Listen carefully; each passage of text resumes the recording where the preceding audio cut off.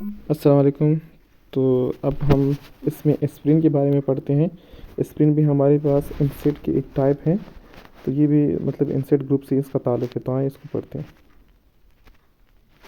अच्छा, सबसे पहले इसका हम इंट्रोडक्शन देखते हैं। हम आपको फिर से वेलकम करते हैं और हम आज today we are diving into the world of aspirin. आज हम एस्प्रिन की दुनिया में चले जाते हैं। चलो आ जाएँ।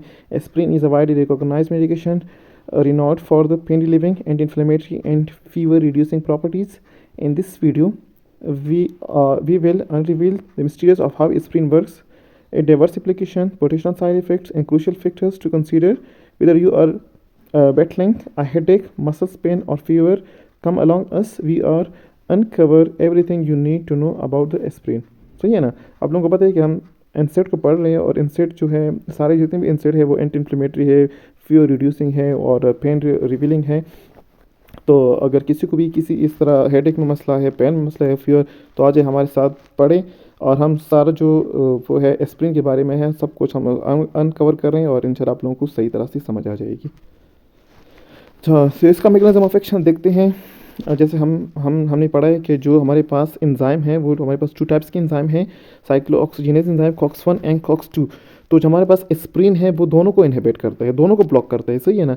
तो जब दोनों को ब्लॉक करेगा तो इसी वजह से फिर हमारी बॉडी में वो जो केमिकल है जिसका नाम है प्रोस्टाग्लैंडिन, वो नहीं बनेगा। और जो प्रोस्टाग्लैंडिन है एक हार्मोन है, केमिकल है, जिसकी वजह से हमारी बॉडी में पेन और इन्फ्लेमेशन वगैरह सब कुछ बनती है। तो फिर वो क्या हो जाएगा, उसका प्रोसेस नहीं होगा। जब प्रोस्टाग्लैंडिन नहीं बनेगी तो पेन वगैरह हमारी बॉडी में नहीं होगी।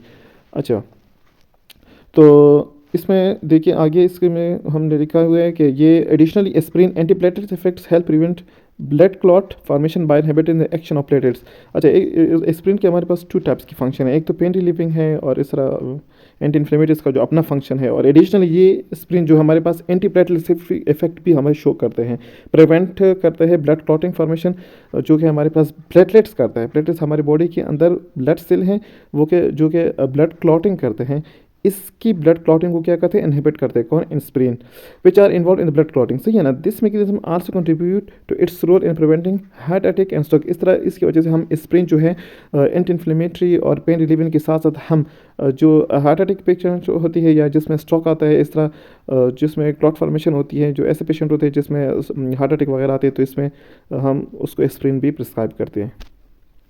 जैसे कि यूजेस देखते हैं, जैसे आप लोग को सबको पता है कि जो वो है इंसेट है, नॉन स्टेरॉइड एंटी इन्फ्लेमेटरी, सबकी यूजेस तकरीबन सेम हैं। इसमें देखिए पेन रिलीफ है, हेड एक, टूथ एक, मसल्स एक वगैरह, रिडक्शन ऑफ इन्फ्लेमेशन, अर्थराइटिस, जो अर्थराइटिस में जो इन्फ्लेमेशन हो जाती है या टेंडोनाइटिस में या वगैरह में जो इन्फ्लेमेशन हो जाती है उसमें भी रिडक्शन करता है।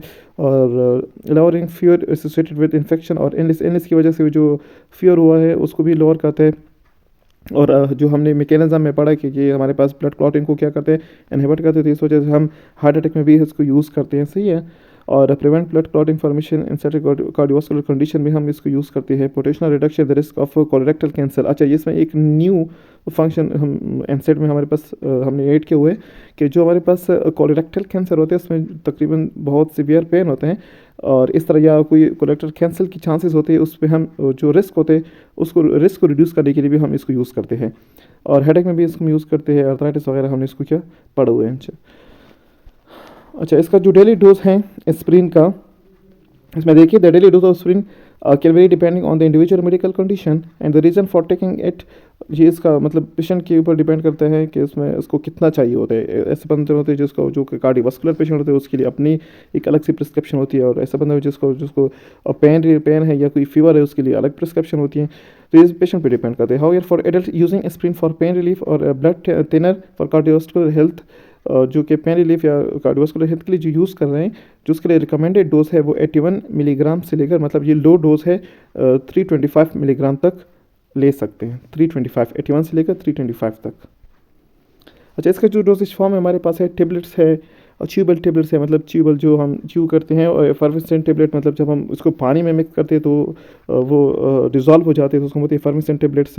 और एंटेरिकोटेड टेबलेट्स होते हैं हमारे पास, जो कि मतलब जो ज़्यादातर एनसेट एस्प्रिन को लेते हैं, इसको हम प्रिस्क्राइब करेंगे, उसको हम सजेशन देते हैं कि आप एंटेरिकोटेड टेबलेट लिया करें ताकि आपका जो स्टमक लाइनिंग है वगैरह वो उसमें एरोजन ज़्यादातर ना आ जाए। और इस कैप्सूल फॉर्म में भी हमारे पास अवेलेबल है। अच्छा, इसके जो साइड इफ़ेक्ट्स है वो gastrointestinal side effect, bleeding risk.